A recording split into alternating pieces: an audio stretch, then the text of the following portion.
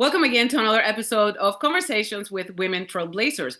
Today, our guest is Dr. Diana Medina, board-certified physician in family medicine. Welcome aboard, Dr. Medina. Thank you so much, Dr. Landau, for having me. It's such an honor. It's a pleasure to have you. Diana, can you tell us a little bit, how were you as a young girl? That's a tough question. But I am oldest of three siblings. I have a brother and a sister, and I was born in New Jersey to immigrant parents. We lived there till about 1995, and then my father and mother relocated us to New Mexico. I grew up surrounded by a lot of my cousins. A lot of cousins. My father is one of 14 children, so I always had a lot of cousins to play with, which kind of changed when I was moving to New Mexico. But even now in adulthood, I still have very tight connections with some of my cousins. It's just a regular middle working family that I grew up in. And can you tell us something about your professional background? Yes, absolutely. So I did my undergrad in New Mexico State University. I'm also an Aggie, so it's not just A&M Aggies. I am a Aggie from New Mexico. After that, I went to Dominican Republic for medical school, and subsequently I took my USMLE Step 1, Step 2, and Step 3, and I got accepted into Houston Methodist Med Center. That's where I did my 3-year family medicine residency. Then I became board certified, and then I went out to the real world. And after that, where did you start practicing? Did you stay in Methodist hospital or did you go out in the community? How did it go? So I went out to the community. I went into Houston, specifically in area called Channelview. I was there for 5 years doing private practice with another physician. He was the owner and I was the employee. And then ever since then, I journeyed out on my own. That's great. Tell us a little bit about being an employed physician at a smaller practice, not the big medical center, but a smaller practice in the community. How was that when you started and then all the way till you decided to open your own practice? So it was my first job out of residency, so I didn't know what to expect. I did work with great team. So the office was pretty small in a sense that it wasn't as big as a large hospital system. I think he only had about 20 staff total. And they were very helpful. I had an excellent medical assistant who was with me for 1 year. Then she went to nursing school, and we had another one who was with me for the 4 years, and she was great as well. We had very good relationships with other specialists in the community. My boss was also very supportive. But then from there, when I went on my own, I thought I had to hire a lot of staff. Well, it turns out that I do a different type of medicine called direct primary care. And because I take care of less patients, I have to hire less staff, and I don't have to deal with the burdens and the red tape of insurance companies telling me how I need to practice medicine. Do you think as a physician that it's easier to be in the traditional system of healthcare with the insurances and the middleman, or is it better as a physician and as a patient to be in direct primary care? Well, it depends who you ask, right? And so the thing is, I like to give my patients the time that they deserve. And even while I was in the traditional system of seeing patients every 15 minutes, I would give my patients the adequate amount of time that they needed to address their medical concerns. Because you can't take care of a person just in 15 minutes, right? Especially if they have multiple complaints. The problem is that when I would give them the time that was adequate, I would always run late. And I was almost always late. So that was a problem. The thing is, when you are tied to the insurance companies, you're limited on what you can prescribe, what's on the formulary. They're not going to cover this test, and we don't know if they're going to cover this lab work and things like that. I thought that was just the way medicine was. And it wasn't until I got a piece as a patient of what the real healthcare system was like on the patient's perspective is that I said, oh, this is wrong. And so basically I was pregnant in 2014 with my first child, and I was feeling dizzy. And so I wanted to be seen by a primary care doctor. My deductible that time was like $4,000. And, time is money, right? Time is precious for everyone. So my appointment was supposed to be, just for example, at 9 in the morning. I show up there early to fill out my paperwork, and then I'm there waiting an hour, turns to an hour and a half. By the time I see the doctor, the visit is very impersonal. It was very short, and then they do lab work. Well, since I had to meet my deductible, I ended up paying for that office visit out of pocket. And then when I received the lab work, I was charged, I think it was almost like $1,000. And I said, oh my God, how is this so crazy expensive? I know what the cost of these tests are. And so when I called back and I said, hey y'all, why are you guys charging $150 for a basic CBC when we know this test is like $3.50? Oh, well, that's the contract between the insurance and the lab. So that's when I realized that there was something wrong with the system, right? Like, why if these labs are more affordable, why are we being charged so much? Or why are there limitations to me getting a certain type of imaging that I know, let's say I can pay cash much cheaper, that I have to use my insurance? And that's how it was back then. So then I just did a lot of soul searching and I said, you know what, there has to be a better way. And at least for me, I wanted to be able to give my patients the quality time that they deserved.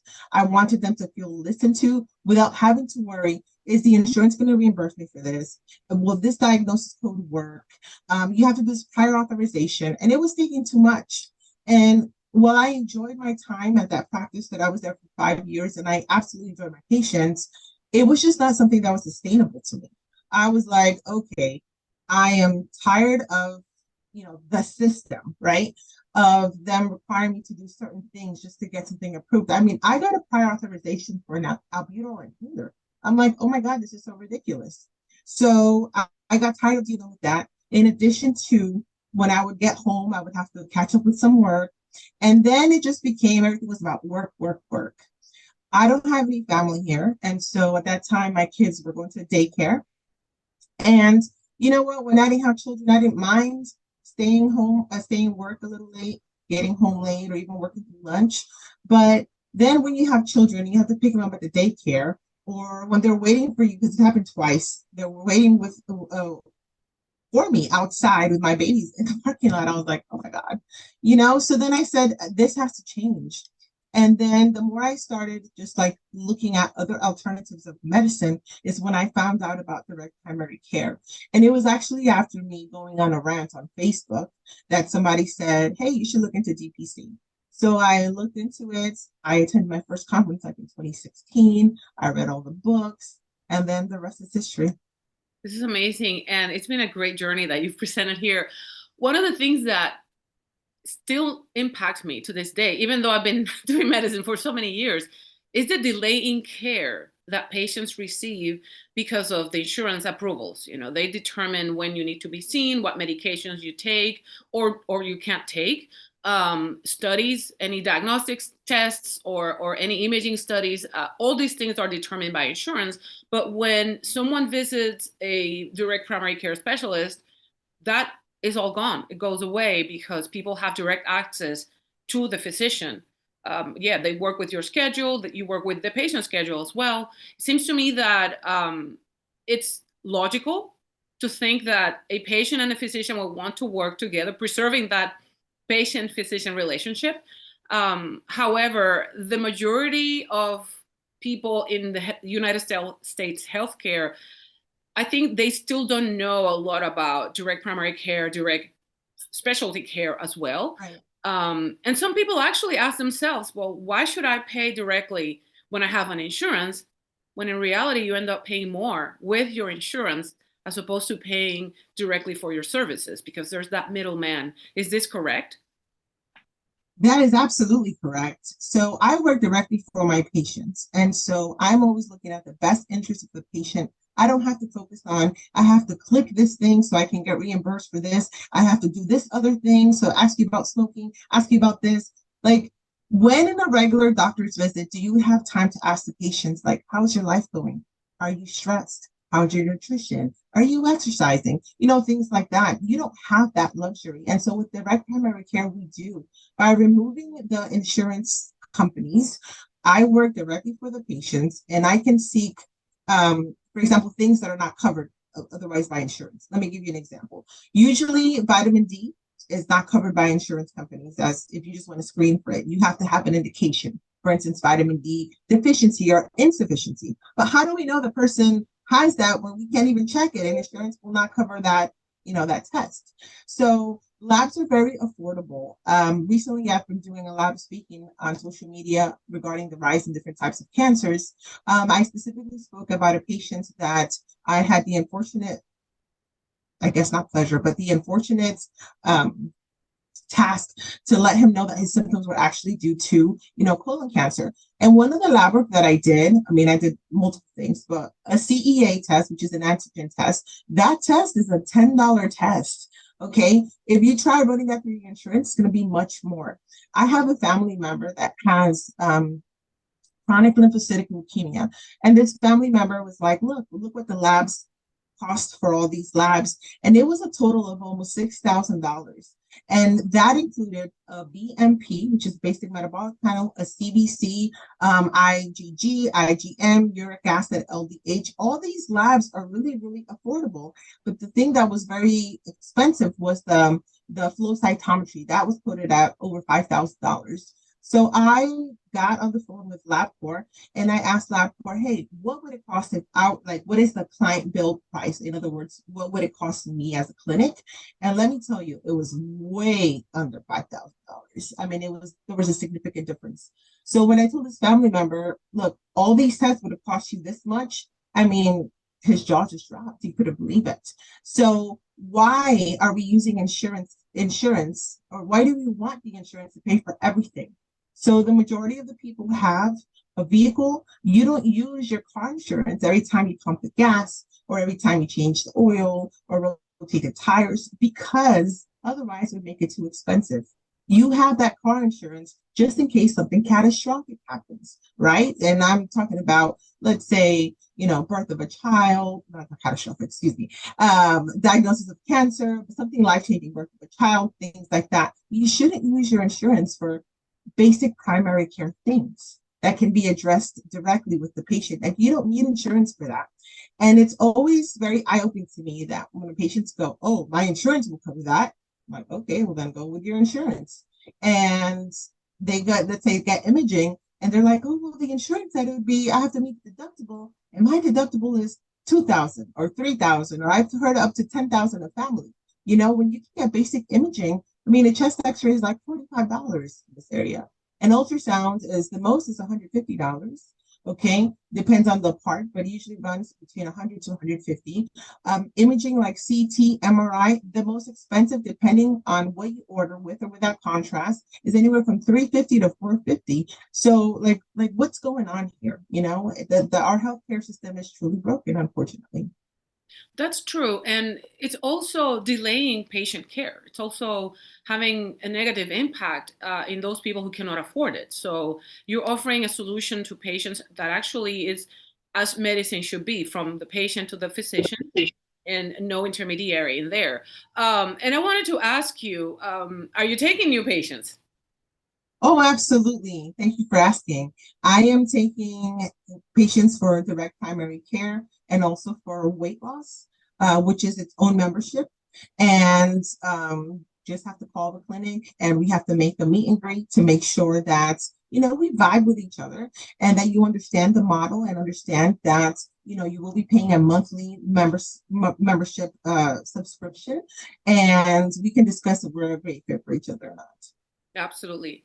Is there any other services that people can show up? Let's say they need to fill a form for work, or any other type of service besides the ones you've mentioned? Yes, I do immigration physical exams. I am a USCIS certified civil surgeon. I am also certified to do FAA physicals, so for pilots, class 2 and class 3. So for that, you don't have to be a member. All you have to do is call and make an appointment. That's great. Um, can you share with us, for some people who I know are thinking and considering opening a direct primary care practice, are there any obstacles in particular or any challenges that you've experienced along these few years, so many years that you've been in practice now as direct primary care? There has been challenges in the sense that no one teaches us in medical school how to be a business. So it's something that you have to learn.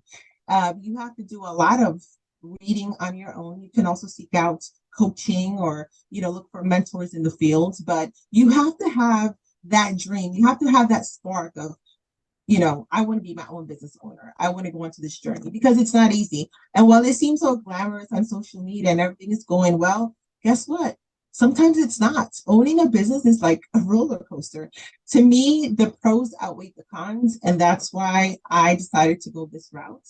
My main thing was I wanted to be present for my children. They are small. My youngest is 11 months. My oldest is 9. And so I want to be present if they have school activities, if they got plays, and, just feel more fulfilled, not only in my work life, but also in my personal life with my family.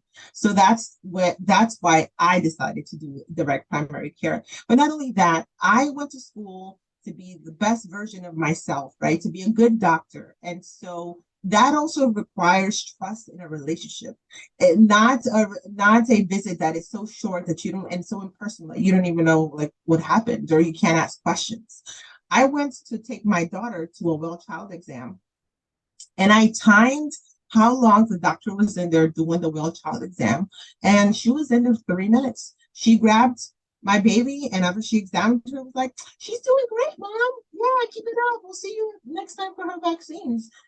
And in a way, it was fine for me because there was nothing wrong with the baby. She was just there to get her vaccines. But I don't ever want anyone to feel like they're rushed. It's not a good feeling.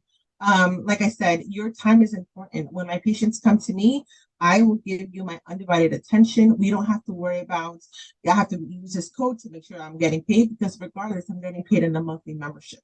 You see what I'm saying? So my patients have my undivided attention. My patients, anything, so the care that I'm able to provide not only is more preventative, but it's not reactive. So usually people go to the doctors when things are going bad. My patients, because they have direct access to me, they get in touch with me at any time. And it's not difficult for them to do so. Okay.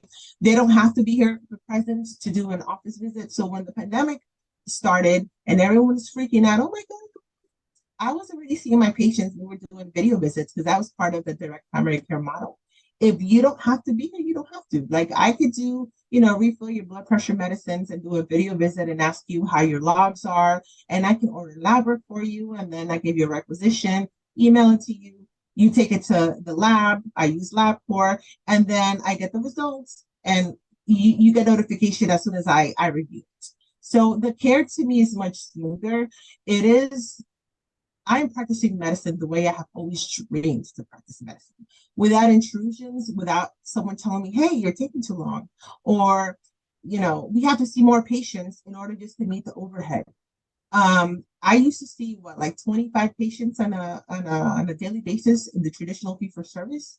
Now on a busy day, I see like 8 people, and I'm like, oh my gosh, that was hard. But I get to know the patients, okay, and that's very important.